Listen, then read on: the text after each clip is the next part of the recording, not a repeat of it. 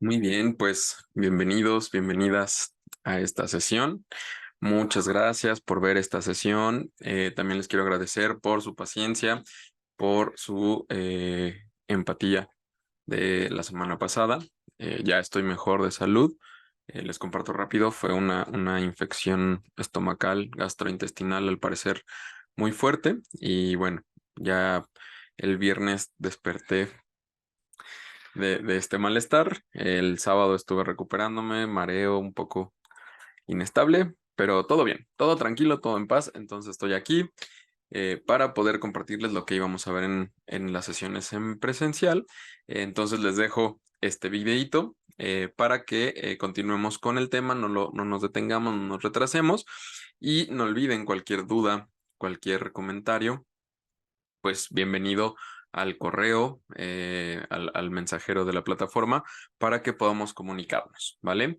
Eh, pues bueno, ya habíamos comentado que con esto terminamos, bueno, la sesión pasada, terminamos el primer bloque de nuestro taller. Terminamos la parte técnica, la parte artística de la fotografía. Ya sabemos cómo ocupar nuestra herramienta, ya sabemos cómo ocupar nuestra materia prima y con ello hacer una buena fotografía técnicamente. Ya nuestras fotos pueden quedar muy bien, con muy buena iluminación. He estado revisando ya el Padlet de la iluminación, de las emociones. Y muchas felicidades, ya veo muy buenas fotos. La verdad he visto fotos ya de calidad, fotos donde se ve que se cuida mucho la iluminación, donde se cuida lo que estamos presentando, si sale movido, si no sale movido, todo se está cuidando mejor. Entonces, pues en esa parte técnica ya llevamos un avance. Y ahora vamos a entrar al bloque 2 de nuestro taller, que es la parte estética. En la parte estética, pues tenemos varios elementos que nos van a ayudar a construir esta parte estética de la fotografía. Esto lo voy a hacer platicado, bueno, esta parte de la estética, no quiero meterme más allá porque es muy complejo, pero la estética, más allá de que nosotros ocupamos la palabra como sinónimo de algo bello, de algo agradable a lo que vemos o a lo que percibimos, la estética tiene dos ramas. Por un lado está la parte filosófica, que es una de las partes que estudia el arte, que estudia todo lo que conlleva el arte. Desde la historia, la filosofía, hasta cómo se aprecia y cuáles son los cánones que se ponen para que algo se considere como arte. Y la otra parte es la forma en cómo se construye el arte. Dentro de esto, pues tiene llamémosle ejes o categorías estéticas, que son cuatro, y que estas categorías, pues siempre se han manejado a lo largo de la historia. Sin embargo, también por ahí tienen algunos brotes que cambian. Pero en general, estas categorías, mm, pues son categorías que pues vamos a tener que nosotros considerar para que nuestras obras digan y cuenten algo. La primera que tenemos es la de la belleza. La belleza es lo que nosotros apreciamos y decimos qué bonito y que nos causa un bienestar. Algo que pues se retoma desde los griegos, es eso, que los griegos ellos catalogaban las cosas en lo que hace bien al ser humano y lo que no hace el bien al ser humano. Y dentro de esto que hace el bien al ser humano, pues es ese placer visual, ese placer sensorial, intelectual, que le llamaron lo bello. Entonces, la categoría de lo bello, ahí está, y generalmente el arte lo metemos en lo bello, ahí lo dejamos, por eso buscamos ese significado, ese símil entre estético y placentero y bello. Sin embargo, pues nosotros, ya estudiando más a profundidad la estética, pues sabemos que no solo es eso, que hay más allá que solo lo bello, que solo esa parte. Otra categoría es lo grotesco, que es lo contrario a lo bello. Esto resulta y sale de lo malo, lo que no produce un bienestar al ser humano. ¿Qué entra en esta categoría? Todo lo que no nos gusta. Todo lo que no nos gusta ver, todo lo que nos hace sentir mal, que nos hace sentir ese pesar, que nos hace sentir... Eso es lo grotesco. toda esa parte es un malestar que no quiere el cuerpo humano sentirlo. Y que muchas veces lo sacamos del arte, lo sacamos y decimos, no, no, no, eso está muy feo, eso no me gusta, eso no quiero verlo, eso no, no es arte porque no me hace sentir bien. Y no, por el contrario, sigue siendo arte porque está generando esta experiencia estética que va a lo artístico. También tenemos otra categoría que es lo cómico. Lo cómico también se atribuye al arte en cuanto a que es algo que también es placentero en el cuerpo humano, es algo que se siente, es algo que nosotros tomamos porque nos ayuda. Entonces, pues todo lo cómico, lo que es risible, lo que es burlable, las exageraciones, todo lo que nosotros percibimos en el arte como algo, por ejemplo, ahorita no sé por qué me vienen los boteros del Volga, perdón, es una pieza operística que no tiene nada que ver. Ay, se me fueron el nombre de este escultor. Botero, pues sí es botero, claro. Los boteros, que son estas personas que si se hace un análisis, hasta donde he leído, no son personas gordas, son personas grandes. Solo hay un cuadro. Un día fui a una exposición en Bellas Artes donde nos explicaban que solo hay un cuadro de Botero, solo hay uno en el que dibujó una persona gorda. Fuera de ahí, todas las demás personas son personas exageradas, son voluminosas, que son grandes. ¿Cómo hace esta diferencia? Pues en cuanto a la piel. Las pieles de sus personajes, de sus modelos, son todas lisitas. La persona que dibuja, porque esta es una pintura, que sí es una persona gorda, es porque la piel se le ve, ¿cómo le llaman? Como piel de naranja, como cuarteada, con las estrías, con todas estas características que a las personas se les hace con la piel. Entonces, ahí también se genera esta parte de la comicidad, de si es arte, si no es arte, si es una burla, pero pues dentro de los cánones estéticos está la parte de la categoría de la comicidad. Y por último, tenemos la categoría de lo sublime.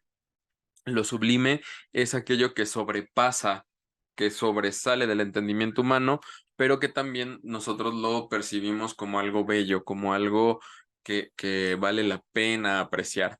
Entonces, tenemos estas cuatro categorías: lo bello, lo grotesco, lo cómico y lo sublime. Y pues bueno, les digo, no voy a adentrarme mucho en esto porque sería una clase de filosofía y pues puede ser pesada. Y no se trata de eso. Entonces, vamos a tomar nada más solo la parte en que nuestras obras pueden entrar en estas categorías, pueden estar en estas partes del arte, y de ahí nosotros empezar a contar algo. Porque a lo que quiero ir es que la fotografía, tanto artística como un medio de comunicación, pues siempre cuenta algo. Una fotografía que no cuenta, que no tiene un mensaje, que no genera esta experiencia artística. A quien la aprecia, híjole, podríamos decir que es una imagen más. Y ahí lo dejo nada más en pregunta de reflexión. ¿Qué piensan? ¿Actualmente la fotografía ha muerto o la imagen actualmente tiene un gran poder? Y ojo, estoy ocupando dos términos distintos: ¿qué es fotografía y qué es la imagen? La imagen me estoy refiriendo a todo aquello gráfico, ya sea fotográfico, pictórico, ilustrativo, digital, analógico, a lápiz, a lo que gusten, pero como algo gráfico que se presenta. En cambio, lo fotográfico es algo ya más específico dentro del arte que ocupamos con la cámara fotográfica. Entonces, lo repito. ¿Qué opinan ustedes? ¿La imagen fotográfica o la fotografía ha muerto? ¿Y qué poder tiene actualmente la imagen? Que son dos cosas bien distintas. Entonces, pues tratando de recuperar esto, tratando de recuperar que la imagen fotográfica no muera, que la imagen fotográfica perezca a través de los tiempos, no como una simple imagen, sino como algo artístico, como algo de comunicativo, pues quiero compartirles pues este conocimiento que he adquirido. y que me gustaría pues también que ustedes lo vayan aplicando a sus fotografías para que no sean una imagen más del montón que existen en internet. Entonces, déjenme compartirles la presentación. Denme un segundo. Compartir presentación. Listo. Entonces, pues bueno, en el bloque 2, en la parte estética de la fotografía, lo divido en dos partes. Lo divido en la parte de la escritura y en la parte de la lectura. Creo yo, son dos partes importantes. La verdad, pensando en cómo se desarrolla la comunicación de un ser humano, no sé cuál sea más importante, si primero empezar a escribir y después a leer, o viceversa, empezar a leer o escribir. La verdad, para mí, creo que eso no, ahorita en este momento no tiene mucha relevancia, pero yo prefiero enseñarles a escribir una imagen antes de leer una imagen, porque escribiéndola tenemos varios elementos. ¿A qué me refiero? Pues vamos a hacer un pequeño análisis exactamente de esto. ¿Cómo es que aprendemos nosotros a comunicarnos de manera escrita y oral?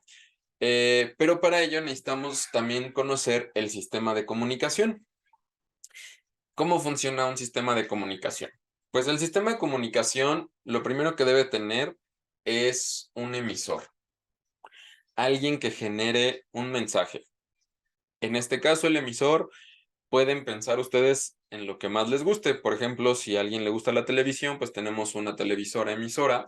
Si a alguien le gusta el radio, puede ser una transmisora de radio. Si a alguien le gusta leer el periódico, los libros, pues tenemos un escritor, tenemos un redactor, tenemos un columnista, periodistas. Si a alguien le gusta la fotografía, como en nuestro caso, pues también tenemos gente que hacemos fotografía, que vamos a ser los emisores de un mensaje. Vamos a ser quienes a partir de nosotros compartiremos algo, ¿ok? Después tenemos un receptor, que claramente va a ser la persona que recibe esta imagen y que la pueda leer, que la pueda ver, observar e interpretar. Y por ello, en medio, necesitamos un canal de transmisión que nos conecte a estas partes. Este canal de transmisión, en este caso, lo estamos ocupando como la fotografía, pero el canal de transmisión, como les decía, puede ser el aire, ya que hablamos de radio, puede ser un cable cuando hablamos de telefonía fija, podemos hablar de microondas cuando hablamos de teléfonos celulares, podemos hablar de N cantidad de cosas, de impresos, por ejemplo, cuando hablamos de periódicos, revistas, podemos hablar del internet, cuando hablamos también de los videos de YouTube, de Spotify, de podcast. Todo esto son medios de transmisión, son canales de transmisión y que son necesarios para conectar, porque si no, pues el mensaje luego no llega. No sabemos cómo llega de un lado a otro. Y algo bien importante que, pues esto lo aprendí y lo asenté ya bien cuando estudié ingeniería, es que tenemos que tener códigos de codificación. ¿A qué me refiero? Hablando un poco técnicamente, voy a entrar a mi parte ingenieril. Eh, Cuando hablamos, por ejemplo, del radio, de FM, de la frecuencia modulada, tenemos que hacer que la voz, la música, todo lo que estamos mandando se acople y se monte sobre una onda, una frecuencia. ¿Se acuerdan que la luz era una onda que tenía una frecuencia? Bueno, el sonido, y en el ambiente tenemos N cantidad de ondas de distintas frecuencias. Entonces necesitamos tomar cierta frecuencia, hacer que la voz, que el sonido se monte sobre esta frecuencia y se pueda mandar. Estamos enviando o estamos procesando esto en una frecuencia modulada, es decir, acoplamos esta frecuencia, la metemos sobre otra frecuencia y la mandamos. Eso es un código de codificación, porque cuando recibo yo en mi radio esta frecuencia que trae montada toda esta información, si yo no tengo un decodificador, un código que me decodifique, que sepa qué estoy recibiendo, no voy a poder entender este mensaje. Entonces, se va a quedar solamente en el aire esa frecuencia con la información y no voy a poder escuchar el sonido o lo que me estén transmitiendo por FM. Lo mismo sucede con una imagen cuando hablamos de un impreso, cuando hablamos de texto, cuando hablamos del periodismo. Necesitamos tener un código de codificación de quién lo escribe, para que cuando llegue al receptor tenga el mismo o un código semejante y lo pueda interpretar o codificar. Ejemplo, el contexto a donde me estoy dirigiendo. Si yo hago una exposición fotográfica hago un fotoperiodismo de cómo es que viven, y voy a hacer algo muy exagerado, cómo es que viven los narcotraficantes en México. Pues claro está, digo, o sea, imaginando en el supuesto que yo pudiera hacerlo sin ningún peligro. Eh, Haciendo como este análisis visual, pues mostraría sus casas, cómo viven, si son ricos, si tienen dinero, cómo viven sus familias, bajo qué estándares de seguridad, qué tienen, qué comen, toda esta parte. Que pues vamos a entender el contexto hablando del narcotráfico, de toda la situación en México, por qué tendrían esos elementos o esas cantidades de dinero, etcétera, etcétera, etcétera. Y que si yo eso lo presento, quizá a lo mejor eh, en algún lugar, por ejemplo, en China, sin que yo les dé un contexto, no van a entender qué está pasando y quizá crean que ese sea la vida de un mexicano popular común en México. Ahí el código no es el mismo. Lo que yo estoy refiriendo, lo que yo estoy transmitiendo, es bajo un contexto que al momento de leerlo y recibirlo del otro lado, no es el mismo. Y entonces ahí hay un choque de codificación y no se está entendiendo. Por eso es importante que tengamos este código de codificación para que tanto quien lo escribe como quien lo recibe, o bueno, quien lo emite como, como quien lo recibe, puedan entenderse, puedan conectarse y decir, claro, están hablando de los narcotraficantes de México, que es un problema de violencia y de bla, bla, bla, bla, bla, y ahora entiendo por qué está estas imágenes, por qué está toda esta situación, por qué, bla, bla. Y que no se piense que, ah, claro, pues es que así viven todos los mexicanos son ricos, tienen mansiones, tienen seguridad, tienen bla, bla, bla. Ese es el código que tenemos que tener en cuenta y tener mucho cuidado para que nuestras imágenes no se pierdan en esa parte y el contexto en el que estamos presentándolas sea el necesario.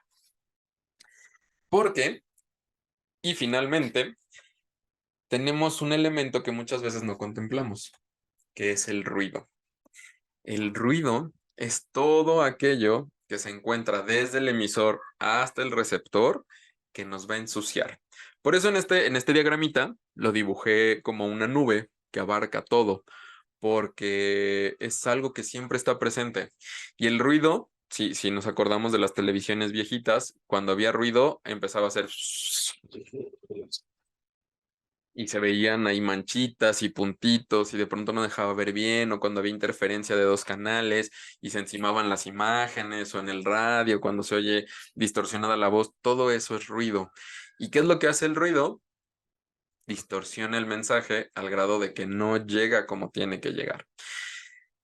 Híjole, ahí tenemos que tener cuidado porque a lo mejor también lo que yo estoy proponiendo, por el ruido que ustedes quieran llamar, porque lo mismo, regresamos a la misma exposición de narcotráfico mexicano y la presentamos en China. A lo mejor todo lo que estoy haciendo lo estoy presentando en español y ellos ni siquiera saben leer el alfabeto que tenemos nosotros y ellos tienen su propio alfabeto, pues tampoco van a entender de qué estamos hablando y entonces se convierte en ruido, se convierte en elementos que no permiten una buena lectura de lo que estamos compartiendo. Entonces, hay que tener cuidado con eso y pues trabajarlo lo más consciente porque siempre va a haber ruido, siempre, siempre, siempre va a haber mucho ruido y pues tratar de minimizarlo, ¿vale? ¿Por qué les comparto el sistema de comunicación? Porque son elementos bien importantes que tenemos que tomar en cuenta para cuando nosotros hagamos nuestros mensajes, cuando hagamos nuestra forma de comunicarnos y que sepamos en qué punto nos encontramos y qué hay que hacer para que el mensaje llegue perfectamente o lo mejor posible al receptor. ¿Ok? Ahora sí, vamos a hablar del proceso de aprendizaje de comunicación porque es como lo vamos a aprender nosotros. A lo largo de nuestra vida nos enseñan cómo nos comunicaremos escrita y oralmente. Sin embargo, visualmente no nos enseñan. Visualmente nos dan un lápiz, nos dicen dibuja, ahí haz trazos. Sí, nos enseñan cómo este es el círculo, cuadrado, triángulo, ponles colorcitos, rojo, verde, amarillo, azul, morado, rojo, naranja y listo, vámonos. Hasta ahí queda todo. Sin embargo, hay muchos más elementos que nos van a ayudar a hacer mejor y más claro nuestro propio mensaje de comunicación. Para ello, vamos a hacer un pequeño análisis rápido de cómo es que aprendemos escrito y oralmente. Primero empezamos con vocales y letras. No llegan y nos dicen, ah, mira, apréndete este discurso y con este discurso ya va a ser el más trucho cuando uno apenas empieza a generar sonidos.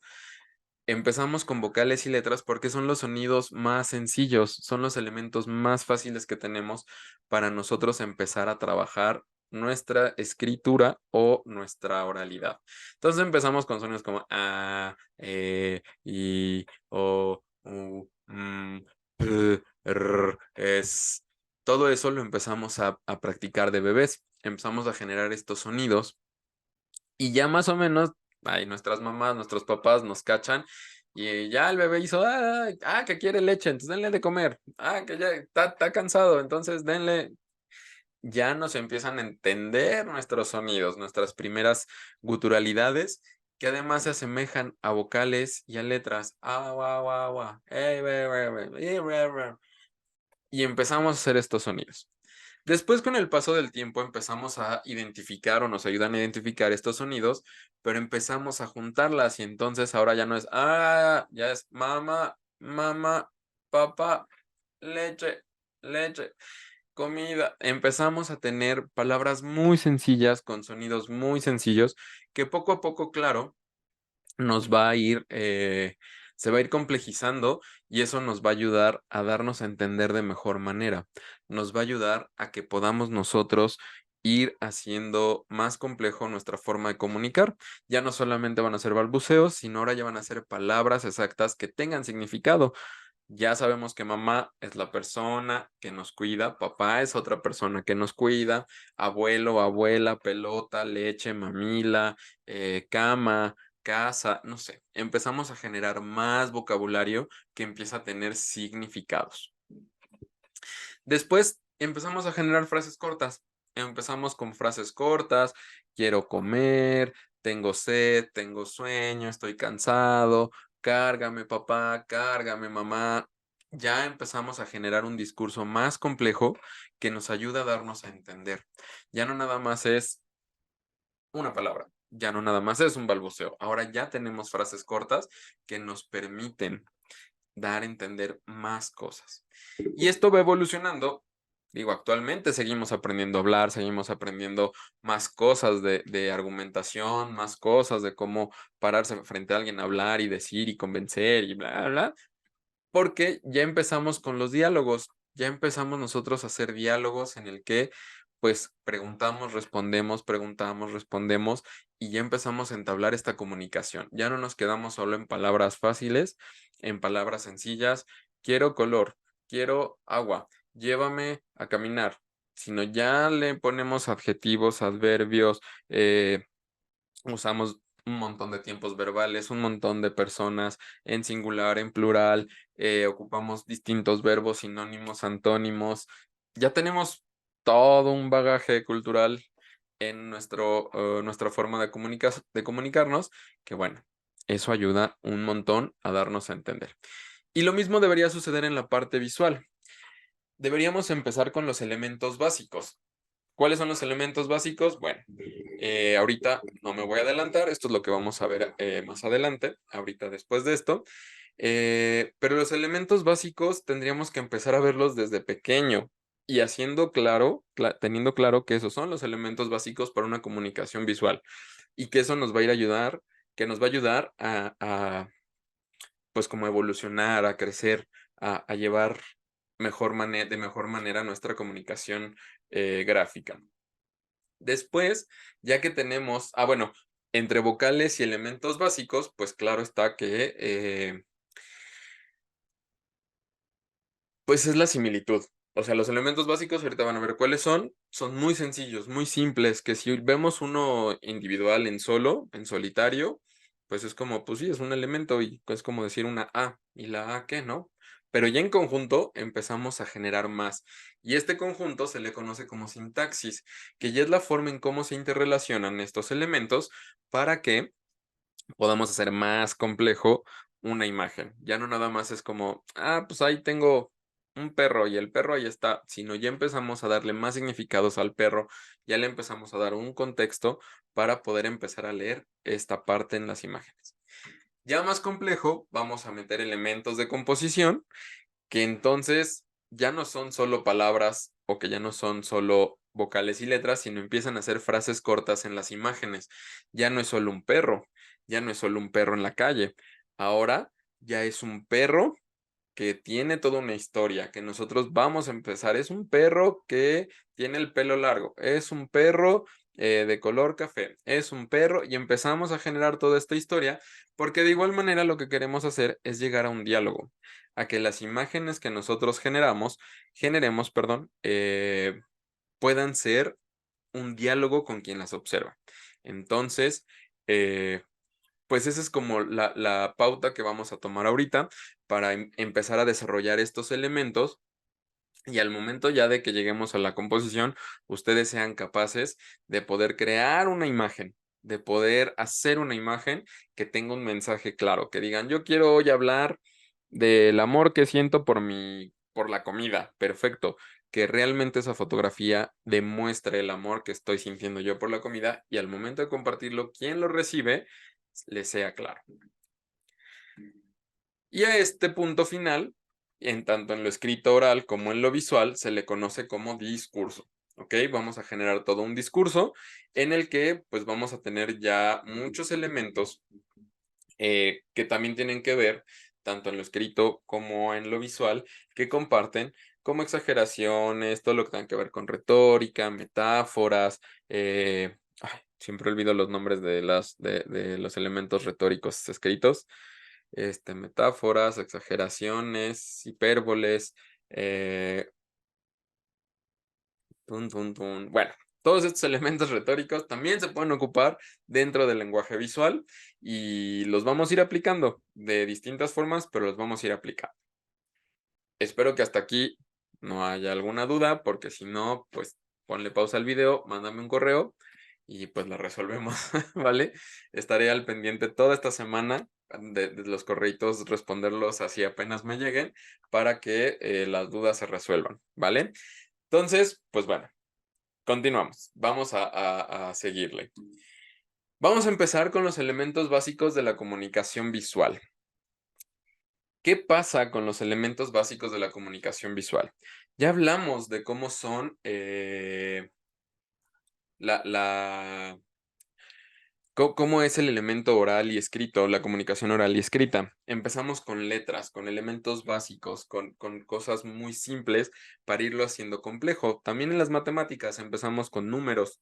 No nos enseñan derivadas integrales desde la primaria sin saber que existe el 1, qué significado tiene el 1, cómo funciona el 1, cómo funciona el 2. Ya tenemos dos elementos, ahora relaciónalos, a ver qué podemos hacer, sumarlo, restarlo, multiplicarlo, dividirlo, no sé, mil cosas. Lo mismo tendríamos que saber hacer en nuestra comunicación visual, que para bien o para mal, no voy a poner juicio, no nos lo enseñan, simplemente nos dicen, es la comunicación visual, dibuja, haz un círculo, hazte un cuadrado, ahora coloréalo, ahora júntalos, listo, ya tienes un bonito... Entonces, pues no nos dicen más allá que eso. Entonces aquí me voy a detener un poco a desmenuzarlo para que podamos verlo. Entonces, pues voy a ir dibujando, voy a ir escribiendo por acá. Entonces vamos a ver nuestro primer elemento, que el primer elemento que nosotros tenemos como unidad básica de la comunicación visual es el punto. Así tal cual, es el punto. El punto, aunque parezca raro, ahorita no me lo van a creer, yo sé, es muy confuso esto, pero el punto no tiene forma. El punto no tiene dimensión, el punto no tiene color. Es solamente un concepto mental que tenemos, pero que podemos hacerlo gráfico. Al momento nosotros de hacer un punto en una hoja, si ustedes agarran un lápiz, un plumón, un algo, y lo ponen ahí en la mesa, van a generar un punto. ¿Y cuál va a ser la forma?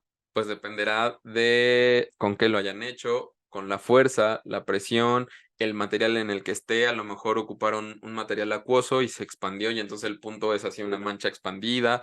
O a lo mejor fue grafito y al momento de hacerlo quedó bien marcado, pero con puntitos alrededor porque se desprendieron manchitas. No sé. Por eso no tiene algo definido. ¿Ok? Pero generalmente, como lo definimos nosotros? Pues con un círculo relleno, ¿vale? Que por cierto estoy siendo muy malo con mi mano. Me está temblando mucho en el mouse, entonces disculparán ustedes mis trazos. Después vamos a evolucionar al punto. ¿Qué pasa si yo este punto lo empiezo a acomodar con una distancia cuasi nula, uno detrás de otro? Empiezo a generar el siguiente elemento visual, que en este caso es la línea. Aquí número 2 es la línea. ¿Qué pasa con la línea? Pues la línea, a diferencia del punto, sí tiene una característica, y es que tiene una longitud. No tiene un ancho, no tiene una forma, no tiene un color definido, porque de igual manera, si yo tomo un plumón bien grueso y lo arrastro por la hoja, voy a hacer una línea súper gruesa, rectangular. Sí, pues ahí tiene una forma, sí, pero ¿y si yo tomo entonces un pincel súper finito de 2 pelitos y también lo paso, voy a hacer una línea súper delgada? Sí voy a tener una longitud, porque a lo largo, en una sola dimensión, lo voy a empezar a extender. Sin embargo, no tiene un ancho definido. ¿Ok? Sigamos evolucionando nuestra línea. ¿Qué pasa si ahora yo la línea la pongo una detrás de otra? Así como el punto generé uno detrás de otro, empiezo a tener un conjunto de líneas juntas que lo que me van a formar es una figura que también nosotros le llamamos plano. Entonces tenemos plano o figura. ¿Ok? Plano. ¿Qué sucede con el plano? Pues el plano ya tiene dos características. Ya tiene la longitud que teníamos de nuestra línea, pero entonces también tenemos un ancho, porque ya tenemos dos dimensiones. Empezamos a hacer más complejos nuestros elementos. Ya tenemos ancho y alto. Esto nos sugiere entonces que no solamente se queda en una figura rectangular, sino ya podemos tener figuras regulares, que las básicas que conocemos son los cuadrados o rectángulos, triángulos y circunferencias. Y estos elementos los podemos deformar, combinar, juntar, pegar, sumar, restar, para empezar a generar más elementos. Las figuras geométricas, las figuras irregulares, que ya nos van a dar dos dimensiones. Tampoco tienen un color definido, porque pueden ser vacías, pueden ser puros contornos o pueden ser sólidos estos planos. Puedo yo rellenarlo y decir que está relleno y que es sólido de un color. Entonces, ya tenemos tres figuras, tres elementos básicos. Tenemos punto, línea y plano. Y si nos vamos dando cuenta, van evolucionando. Uno genera al anterior. Y esto nos ayuda a que se complejice más nuestra comunicación. Si seguimos trabajando esto,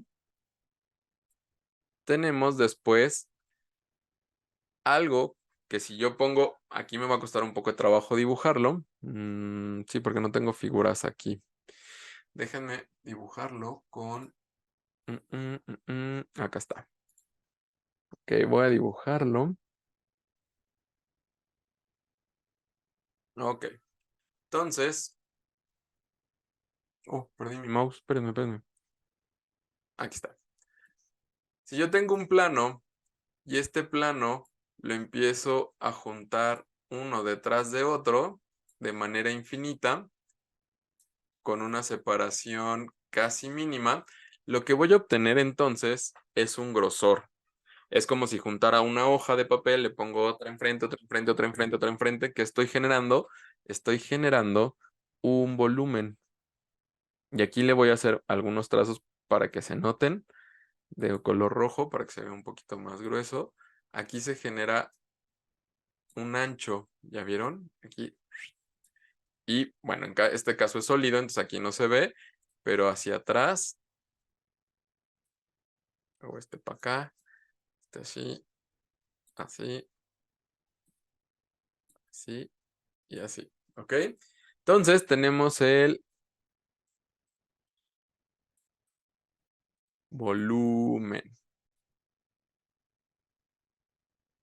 que este tiene las características anteriores, un ancho, un alto, y ahora le estamos generando una profundidad, y que al igual que nuestro plano, también puede ser sólido o puede ser transparente, puede ser vacío o puede estar relleno, puede ser solamente los contornos o las caras, o puede estar relleno completamente y ser un cubo sólido, una esfera sólida, un prisma sólido, ¿ok? Estos cuatro elementos nos van a generar muchas más cosas dentro de nuestra comunicación visual, porque tenemos otros tres que, si yo en este momento, ocupando y retomando los anteriores, por ejemplo, voy a tomar la línea, el punto, perdón, y empiezo yo aquí, aprovechando que ya tenemos este cubo, y le empiezo a poner manchitas, puntitos. ¿Qué estoy generando? Estoy generando una textura, ¿vale? Estoy generando una textura que me está indicando algo en esa cara. Me está indicando si es rugosa, si es lisa, si es de cierto material, si tiene profundidades, tiene volúmenes, irregularidades. Entonces, algo importante de estos elementos es la textura.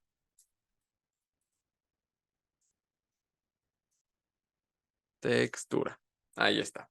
Y les comparto que hay dos tipos de texturas: las texturas visuales y las texturas sensoriales. Las texturas visuales son aquellas que vemos. Si ustedes voltean alrededor de ustedes, seguramente van a ver, por ejemplo, mi escritorio tiene una recubierta plástica que parece madera, no es madera, pero que tiene la textura de madera, y la veo y digo, ah, parece madera. Veo mi pared y a lo mejor tiene líneas o es lisa, o cualquier cosa, mi playera, mi pantalón, los suéteres tienen cierta textura que la vemos y decimos, se ve bonita. Tengo aquí un cuaderno cuadriculado, ahí se ve, tiene una textura cuadriculada, nada más. Esa es una visual. Que es una textura sensorial? Es aquella que cuando yo la veo, en mi cuerpo se siente la textura. Traigo a mi mente ese recordatorio de, ah, claro, esa textura es muy rugosa, y entonces en mis dedos percibo esa sensación de rugosidad. El ver el algodón, decir, híjole, es súper suavecito, ay, es una textura bien linda, y aunque no la tenga, tengo esa sensación de el algodón, de la suavidad. Esa es una textura sensitiva, aquella que puedo percibirla en mis manos, ¿ok? Y la podemos generar nosotros a través de este juego de elementos básicos para generar eso, ya sea con líneas, con planos, con puntos, con volúmenes, podemos generar eso, ¿ok? Muy bien, voy a detenerme un poquito aquí. Quiero empezar o continuar con este dibujo que tenemos, porque esto nos va a ayudar con los siguientes elementos.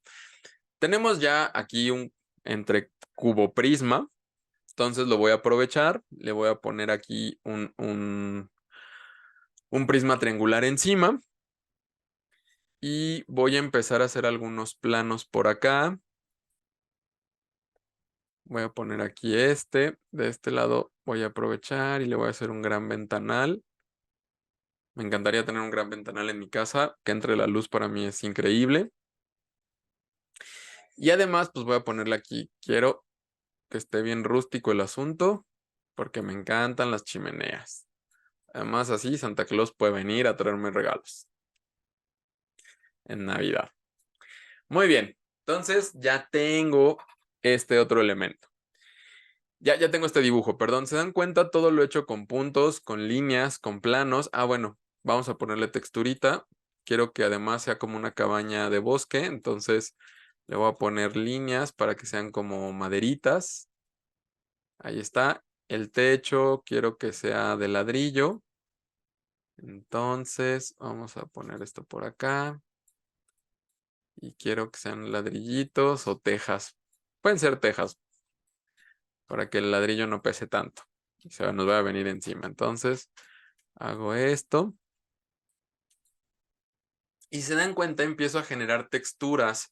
Empiezo a generar ya un elemento que no nada más es un cuadrado o algo ahí, sino pues ya empieza a dar sentido, empieza a tener significados. Ya es una casa con una ventana, una puerta, un ventanal, un techo, una chimenea. Chimenea la vamos a poner rayas para que se vea que está hacia arriba. Ahí está, ¿listo? Y esta parte la vamos a pintar, a ver si ahí está. Ahí está, listo. Esto nos está ayudando a complejizar más nuestro mensaje, nuestro dibujo. Ya no solamente es trazos y líneas y puntos, sino ya empieza a tomar más significado. Nuestro sexto elemento nos va a ayudar a que se genere una comprensión mayor del contexto donde estamos. ¿A qué me refiero? Yo necesito colocar una fuente de luz. Digo, ya somos expertas y expertos en fuentes de luz, entonces pues ya sabemos que esta es luz natural, luz blanca, si es el mediodía, que la podemos controlar, reflejar, bloquear, absorber, bla, bla, todo esto. ¿Por qué estoy poniendo una fuente de luz? Porque nuestro siguiente elemento se le conoce como luz y sombra, que lo que va a ayudar a hacer esto es que nosotros comprendamos la profundidad del espacio, ¿ok? Que nosotros veamos, acá está el otro color, que nosotros veamos y entendamos cómo es que está dispuesta nuestra imagen o nuestro objeto. ¿Por qué pongo este color más oscuro sobre esta parte? Porque tenemos dos tipos de sombra. La sombra de proyección, es decir, la sombra que se genera, voy a ponerme aquí sombra, diagonal, luz, ¿vale? Tenemos la sombra de proyección, que es aquella que se genera cuando la luz choca con el objeto que estamos trabajando y se proyecta esta sombra. Generalmente aumenta su dimensión dependiendo de la distancia a la que se presente la fuente de luz y que pues, nos va a dar más o menos una idea de dónde se encuentra el objeto. ¿Ok? Y después tenemos la sombra que es propia del objeto, es decir, la que se genera en el objeto porque la luz no está en contacto con esa parte, que es la parte donde no está la luz del sol. Aquí la luz del sol, voy a hacer unos trazos amarillos para que simule dónde está llegando la luz del sol. La luz del sol llega de este lado. En esta parte de enfrente más o menos podríamos suponer que da, pero en este lado totalmente no está dando la luz del sol. Por eso tenemos esta sombra sobre sobre la casa. Entonces tenemos dos tipos de sombra, pero también tenemos la luz que se está generando. Si recuerdan, les compartía una frase que es conoce tu sombra para conocer tu luz. Lo mismo va a suceder aquí. Necesitamos conocer dónde están las sombras para que nuestro elemento, para que nuestra imagen, nuestro dibujo tenga más contexto. ¿Ok? Y finalmente, como último elemento,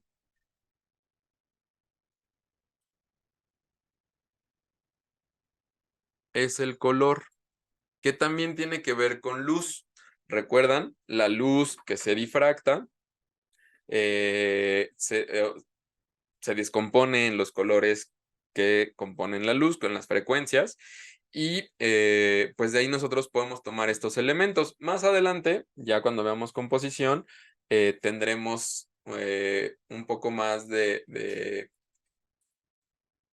entraremos un poco más en materia de psicología del color, pero por el momento, pues tengamos en cuenta que podemos nosotros ocupar el color para también dar significados. Por ejemplo, el que la casa sea naranja, pues puede ser que sea de ladrillo, que la madera a lo mejor es muy joven. Si la casa fuera café oscuro, sería una madera más vieja, más húmeda quizá, pero los colores siempre nos van a dar un significado.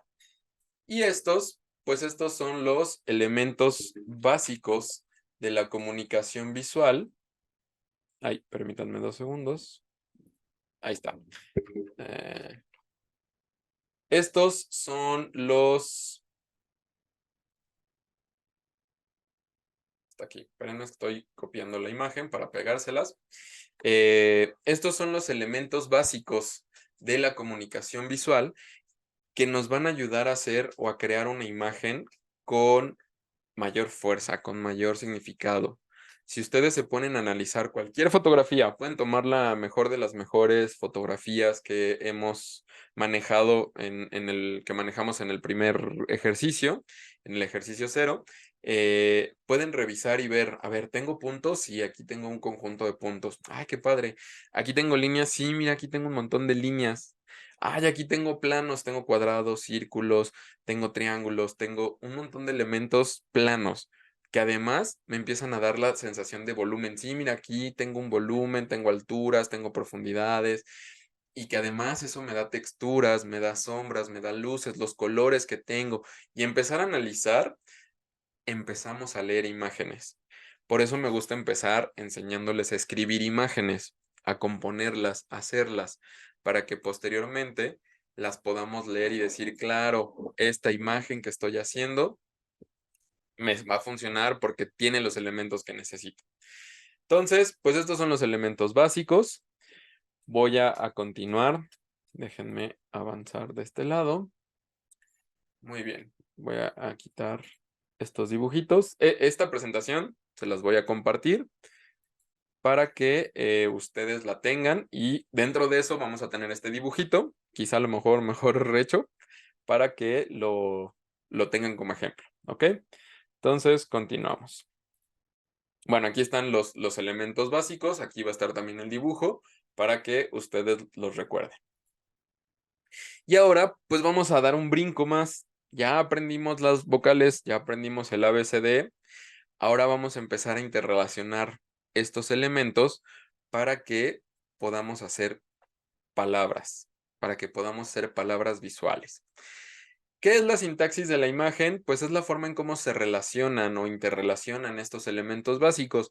¿Cómo puedo hacer un punto con una línea? ¿Qué va a suceder un plano con un volumen? Si les pongo texturas, si les pongo ¿cómo se llama? Se me fue las sombras, si le pongo luces, colores, ¿cómo los puedo hacer para que funcionen? Pues tenemos estos 6 elementos de la sintaxis que los voy a ir explicando. Igual voy a ir haciendo dibujitos para que ustedes los vayan viendo. Tenemos la posición, tenemos figura fondo, interrelación de formas, similitud de formas, repetición y concentración, y tenemos contraste. ¿Qué significa el posicionamiento? Pues bueno, tenemos 4 tipos de posicionamiento. Acá atrás están los nombres, que es posición, dirección, espacio y equilibrio. Y que todo esto depende de dónde esté haciendo yo mi dibujo. Debo de tener un margen, debo de tener yo unos límites para saber dónde están mis referencias. Si así en un espacio abierto, por ejemplo en el espacio, no sé si han visto la película creo que se llama Interestelar, donde sale Sandra Bullock, que de pronto dice, híjole, es que no sé dónde estoy, si estoy arriba, si estoy abajo, necesito buscar un punto de referencia que es la Tierra o es el satélite donde estaba. Eso necesitamos. Necesitamos referencias para poner posiciones, para poner dirección, para tener ubicación y para tener equilibrio.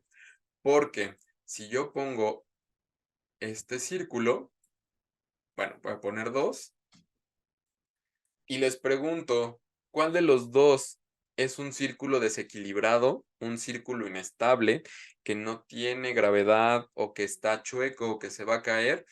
No tenemos referencia. En cambio, si a este yo le pongo este y a este yo le pongo este, ¿cuál es el que se va a caer? Definitivamente el de la izquierda. Y si además de eso yo les pongo un eje, ay, este último eje está muy feo, espérenme. Ah, este no lo puedo borrar. Ah, perdón. Le voy a poner dos ejes para que se vea más fuerte. Ah, más estable. No, háganle caso al eje más derecho. La verdad sí me salió muy chiquito el primer eje. Si yo le pongo este eje que va de arriba hacia abajo en forma vertical, me va a dar mayor estabilidad al que está en diagonal, porque me está dando ese desequilibrio. Y todo esto es por el posicionamiento, solo por el posicionamiento. Entonces, la forma en cómo interrelacionamos nuestras figuras nos va a ayudar con el posicionamiento. Después tenemos la figura fondo. ¿Qué es la figura fondo? Tenemos dos partes de nuestra imagen. Tenemos lo que nosotros queremos que vean y lo que complementa a la imagen. En este caso, qué mal que no podemos estar interactuando. Me gustaría saber qué ven. Si quieren ponerle pausa al video y ver bien la imagen y decirme, ¿estoy viendo un saxofonista o estoy viendo una chica? O estoy viendo a los dos, es bien válido. ¿Dónde está el saxofonista? Si yo les digo, fíjense en la figura que es negra, van a ver a un señor tocando un saxofón. Mientras que si les digo, fíjense en el fondo, en lo blanco, van a identificar a la chica. ¿Para qué nos sirve saber esto? Porque muchas veces tenemos claro qué es lo que yo quiero que vean. Quiero que vean al saxofonista, pero no me estoy percatando que en el fondo tengo otros elementos, tengo otras formas, tengo otras cosas que me van a estar generando ruido, que me van a estar generando otros elementos que a lo mejor y son hasta más competitivos que lo que yo estoy presentando. Entonces, si yo quiero resaltar mi objeto, mi figura, tengo que perfectamente encuadrarla en el fondo para que eso funcione. ¿Ok? Entonces, déjenme cambiar de lápiz porque ya vi que con el de PowerPoint no puedo hacer para atrás. Entonces, les voy a marcar dónde está el saxofonista. Aquí está el saxofonista. Aquí está el saxofón. Aquí están sus manos, su boca, su nariz y su cuerpo. Este es el saxofonista. ¿Ok? ¿Dónde está la chica? Aquí está su ojo, su otro ojo, parte de su nariz, su boca, su mentón y esta parte de aquí es un mechón de pelo que baja hacia acá. ¿Ok? A eso refiere la figura y fondo. Vamos al que sigue. Ya casi terminamos, no desesperen.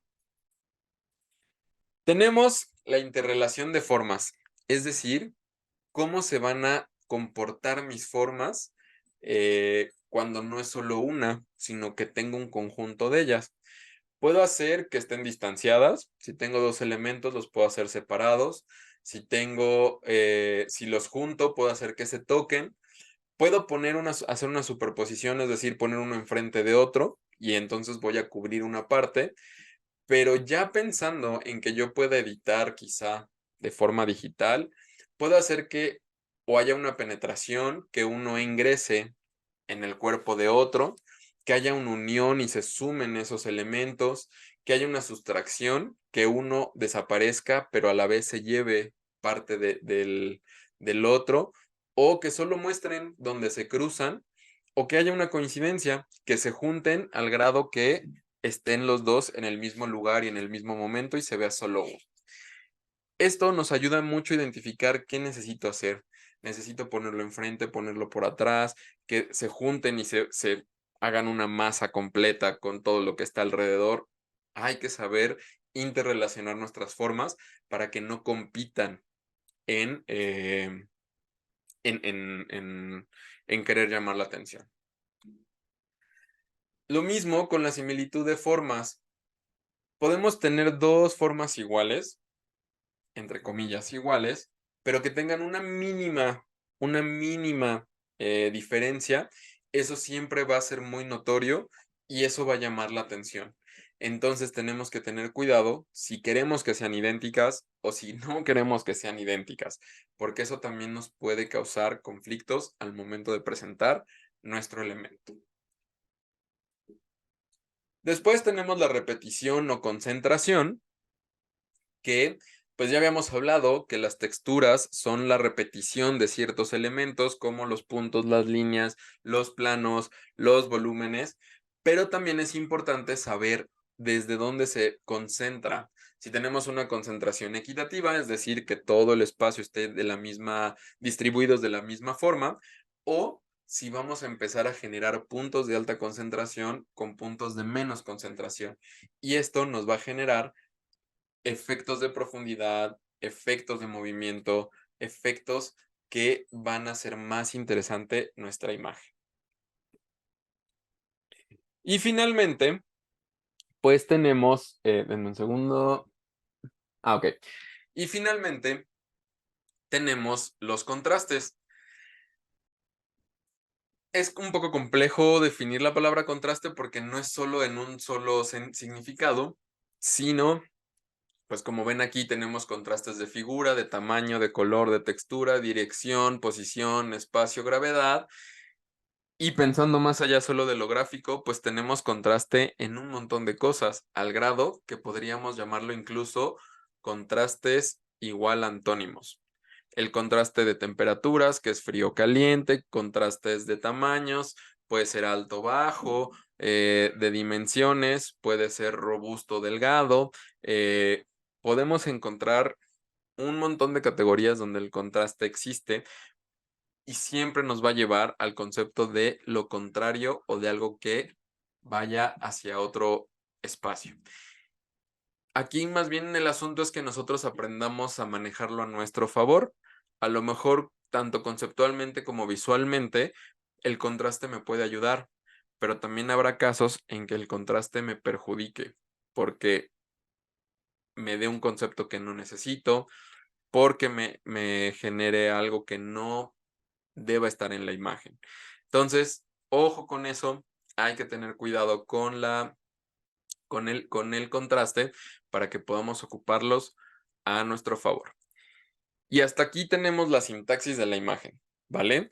Ya somos capaces de identificar los elementos básicos, ya no sabemos el abecedario visual, punto, línea, plano, volumen, textura, sombra y luz y color.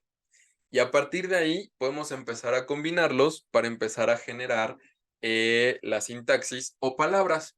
Ya empezamos a generar espacios, ya empezamos a generar movimientos, equilibrios, dirección, texturas, tamaños, posiciones, figuras. Empezamos a complejizar, empezamos a hacer palabras visuales. ¿Ok? Muy bien. Espérenme un segundito. Muy bien. Entonces, pues por hoy será todo lo que vemos en esta sesión. Eh, después van a poder revisar la sesión siguiente, donde vamos a trabajar la otra parte de nuestro discurso, que son los elementos compositivos. Ya hablamos de los elementos básicos, ya sabemos las vocales, ya hablamos de la sintaxis, ya formamos palabras. Ahora solo nos queda hacer frases, empezar a frasear todos estos elementos para que empecemos a construir nuestras imágenes. Entonces, en la siguiente sesión vamos a revisar los elementos compositivos para que ustedes ya empiecen a crear sus imágenes, para que empiecen a juntar todos estos elementos y empiecen a hablar con sus imágenes, para que sus imágenes empiecen a tener ya este mensaje verdadero, ya este mensaje más claro, este mensaje pues como veíamos al inicio, puede ser bello, puede ser cómico, puede ser grotesco o puede ser sublime. Ustedes decídanlo. Ya sus imágenes ya empezarán a hablar por sí mismas. Ya no necesitaremos descripciones, ya no necesitaremos ponerle qué sentí para que la gente perciba qué estoy transmitiendo en esa imagen. ¿Ok? Pues bueno, nuevamente muchas gracias por estar en esta sesión. Ya la terminamos ahorita y pues revisa la siguiente para que continuemos con este tema. Bonita tarde.